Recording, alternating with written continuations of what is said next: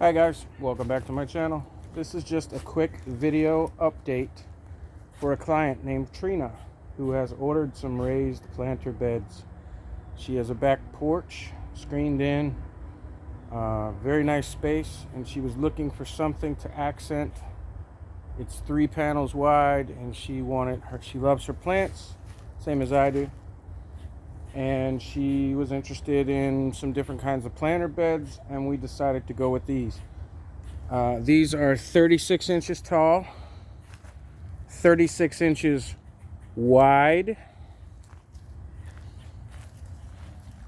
18 inches deep,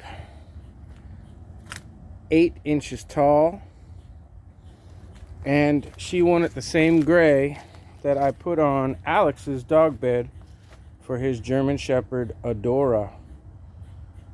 And she got lucky because that stuff is $20 a quart, and I had half a quart left. It should be enough to do all 3, and if not, well, it's just a little less profit I'll be making. When you're doing something along these lines, you have to remember the details, because you're not just working for the customer that you're making for right now. I'm not just working for Trina. I'm working for the next 100 customers that come along and see the work that I've done that I haven't even met yet. So just like YouTube, when you're making a video and you don't know who's going to be watching that video, you have to think about it like that. So when you're doing these things, details are important. Make sure that you do the downstairs, because people are going to be sitting on chairs at a table, and these are going to be accent planter boxes with flowers in them, and you don't want to leave something unfinished, undone. Okay, I put these little blocks up here in case she has small small plants like I do. Maybe she wants to put extra plants around. I don't know what she's planning on doing with this, but details. You don't have to coat the inside of a planter box because it's going to be filled with dirt or stone or whatever they decide to put in there. But oftentimes they do not bring the dirt all the way to the top edge. That's kind of silly. They leave it down an inch or 2. So when you're finishing it, make sure you finish down the top 3 inches or so. In this case, I finished down 1 whole board. That way, when she fills it up with dirt, it doesn't look unfinished on the inside. Now, she's going to have to put some kind of like a landscaping felt or plastic in there. That's what most people do, to keep any excess water from draining out on the floor. No matter how you build them, that's how you do it. But I love this finish. It's a stain, it wipes on. I put it on with a brush, and then you wipe off the excess, and it stains it a grayish blue color, and you can still see the wood grain, which is why I love this. You can still see the wood grain, but yet everything is stained. It's got a vintage look to it. And when you're gonna make these, don't do like everybody else on YouTube and just take a pallet apart and put the boards next to each other. I don't know if you can tell, but that board is crooked as hell.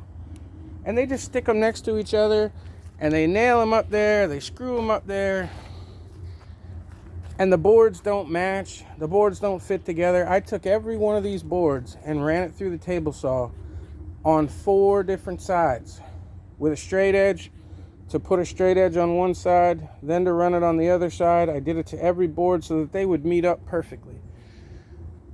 These little details make all the difference in the world, and when you're finished, you still have a vintage look.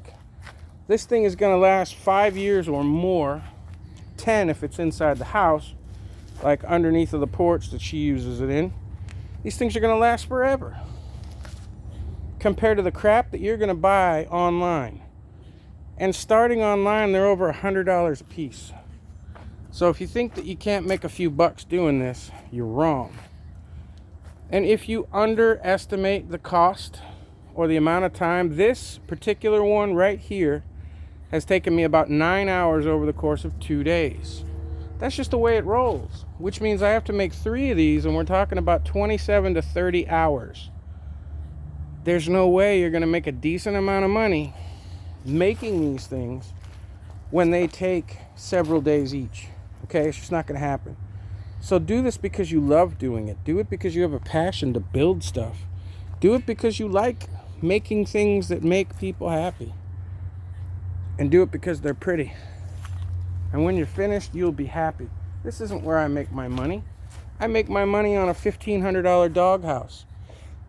I make my money on a $200 dog bed that, only takes a few hours to make. I make my money working on machines. That's what these are here for. But I love doing this. I love taking reclaimed wood and turning it into something that someone wants to put into their home. So I'm going to be making 3 of these for Trina. This one and 2 more just like it. They're all going to be the same color. They're all going to be stained the same grayish blue with the wood grain coming through. So get out there, get off your butt, make something, do something. Don't just sit around and say you're bored. I make these with minimal tools. You know that. You've seen my videos. I don't have a ton of tools. I have a couple of saws, a drill, a sander. No big deal.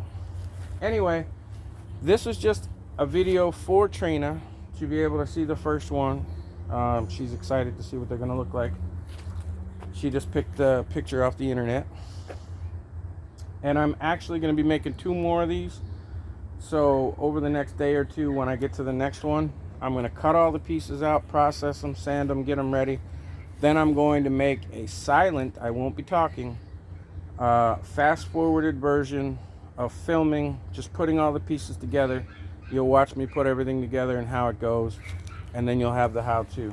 So again, 36 inches tall from floor to top edge of the box.